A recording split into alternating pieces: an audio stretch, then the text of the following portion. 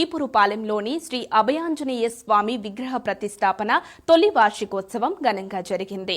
శ్రీ వీర హనుమాన్ నగర్లో ఏర్పాటు చేసిన 63 అడుగుల విగ్రహం వద్ద ఈ సందర్భంగా ప్రత్యేక పూజలు చేశారు.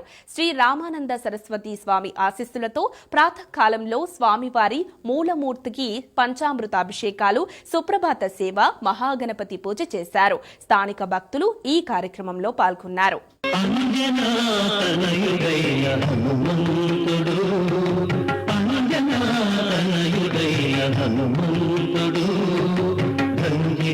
పతంగ పర్వత హనుమంతుడు అంజనానయుడైన హనుమంతుడు రంజిత పతంగ పర్వత హనుమ